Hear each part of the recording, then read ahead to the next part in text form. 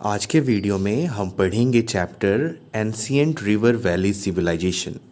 इस चैप्टर को हम अच्छे से पढ़ेंगे और हर एक बातों को अच्छे से समझेंगे। चैप्टर को मैं एक्सप्लेन करने स्टार्ट करूं उससे पहले मैं आपको इस चैप्टर का जो हेडिंग है यानी कि इस चैप्टर का जो नाम है उसे मैं आपको इलाबोरेट करके समझाना चाहता हूं। इस चैप्टर का नाम है एंशिएंट वैली सिविलाइजेशन। तो एंशिएंट का मतलब होता है पुराना, वैली का मतलब होता है दो पहाड़ों के बीच की जो जगह होते हैं ना उसे वैली कहते हैं। और सिविलाइजेशन का मतलब होता है सभ्यता। सभ्यता किसे कहते हैं? तो सभ्यता या सभ्य इंसान हम उसे कहेंगे जिसे रहने के ढंग, खाने पीने के ढंग अच्छे से पता हो। ठीक है, तो अब हम इस चैप्टर को पढ़ना स्टार्ट करते हैं और इस चैप्टर में हम जितनी भी बातें पढ़ेंगे ना वो सभी बातों में हम यही पढ़ेंगे कि कैसे रिवर के जो पास यानी कि जो वैली के लोग हैं वो कैसे रिवर की मदद से सिविलाइज्ड हुए। तो अब हम इस चैप्टर को पढ़ना स्टार्ट करते हैं। Ancient Egypt developed along the bank of mighty river Nile in northern America thousands of years ago। ठीक है, तो ये जो हिस्ट्री है ना, हिस्ट्री हमें ज़्यादा तभी समझ में आता है जब हम इसे मैप के हेल्प से पढ़ते हैं। तो मैं आपको पहले मैप के हेल्प से बातों को बताने का कोशिश करूँगा, पर मैं ये पूरा पैराग्राफ पहले पढ़ लेता हूँ। The mighty river nourished the growth of the Egyptian civilization and influenced its development. This had led to ancient Greek historians Herodotus to refer to the civilization as the gift of the Nile। तो अभी हमने इतने सारे बात पढ़े, Egypt, Africa, river Nile, तो ये सभी है कहाँ? तो वो अब देखते हैं हम लोग मैप में। ये है हमारा वर्ल्ड मैप और यहाँ पर है अपना भारत। और ये जो आप दिख रहे हैं ना आपको, ये है इजिप्ट। ठीक है, जिसके बारे में भी हमने देखा, इजिप्शियन सिविलाइजेशन। तो ये शहर है इजिप्ट। ठीक है, ठीक है, तो ये जो शहर था ये है इजिप्ट। ठीक है, और मैं जब इजिप्ट को यहाँ पर जूम करता हूँ ना तो देखो यहाँ पर एक नदी इस शहर से होकर पास हो रही है। ये ब्लू कलर में जो होता है उसे वो नदी कहलाता है। ठीक है, और इस नदी का नाम है रिवर नाइल। तो इस चैप्टर में जो बताया गया है ना कि जो रिवर वैली सिविलाइजेशन में कि ये जो इजिप्ट के पास से नदी गया है ना, ये गिफ्ट है, मतलब ये गिफ्ट है इस शहर के लोगों के लिए, इस देश के लोगों के लिए, इजिप्ट के लोगों के लिए। आई होप आपको बातें समझ में आ गई। यहाँ पे देख लो है ना, गिफ्ट ऑफ द नाइल। तो इजिप्ट को गिफ्ट ऑफ द नाइल भी कहते हैं। फिर लोकेशन, लोकेशन है कहाँ पे इस नाइल नदी का? तो मैंने भी तो मैप में आपको दिखाया। The Nile valley where the Egyptian civilisation flourished was a long narrow plain. वो प्लेन है पूरा, उबड़ खाबड़ वहाँ पर ज़मीन नहीं है, पूरा समतल, समतल यानी कि प्लेन है। During the rain every year, the river would overflow its bank and flood the valley completely।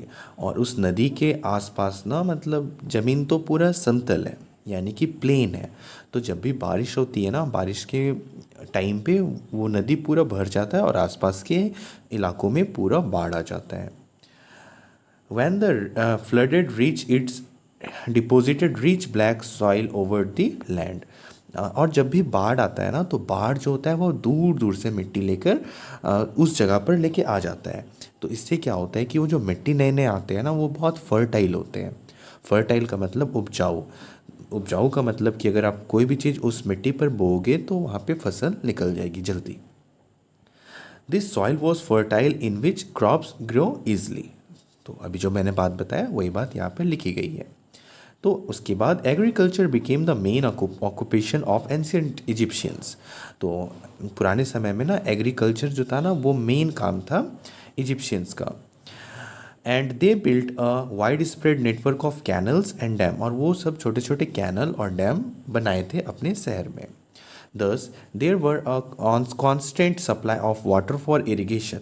और ये सब जो डैम और कैनल बनाए थे जिससे कि उन्हें हर वक्त पानी की जो है कि कोई भी कभी भी कमी नहीं आती थी, हर वक्त उन्हें पानी मिलता था। Flowing through the primarily desert region the Nile was the main channel for transport. और ये जो नाइल का एरिया है ना ये मेनली रेगिस्तान है। रेगिस्तान मतलब यहाँ सिर्फ रेत है, ठीक है, बालू है। तो यहाँ से जब नदी पास हुई है ना तो लोगों को सहूलियत हो जाता है एक जगह से दूसरे जगह जाने में। The Nile was the main channel for transport, allowing the Egyptian to develop trade with neighboring country. The Nile is the world's longest river, और नाइल जो है ना दुनिया का सबसे लंबा नदी है, सबसे बड़ा नहीं, सबसे लंबा नदी है. And even today plays an important role in the economy and social life of the people. और आज भी ये जो रिवर नाइल है ये बहुत मदद करता है लोगों को इकोनॉमिकली और सोशली, यानी कि लोग एक जगह से दूसरी जगह चले जाते हैं नदी के थ्रू, और जो है कि बिजनेस भी होता है इस नदी के through. Now we will see the time period. Few countries have a history or as old as the few countries have a history of old as that of Egypt. और भी कुछ कंट्रीज़ हैं जिसका जो हिस्ट्री है ना वो Egypt की जितना पुराना है. A history that can be traced to 4000 before Christ era as the civilization developed. Egypt was divided into four parts: Lower Egypt, two parts. First one is Lower Egypt and the second one is Upper Egypt. In century 3100 before Christ era, the two parts were united and ruled by Pharaoh or the king for more than 2000 years. और बाद में ये जो दो part में divided थे ना, अपर Egypt और लोअर इजिप्ट, तो बाद में ना ये एक हो गए, और जो इजिप्ट के राजा होते थे उसे कहते थे पैरारो. तो वहाँ पर उसने रूल किया अराउंड 2000 ईयर्स. ठीक है, अब features of the Egyptian civilisation पढ़ेंगे नेक्स्ट वीडियो में. आई होप आपको ये वीडियो समझ आया होगा, कोई भी ऐसी लाइन नहीं होगी जिसमें आपको प्रॉब्लम हुई होगी. Thank you so much for watching this video. आप मुझे बताना कैसा लगा आपको ये वीडियो.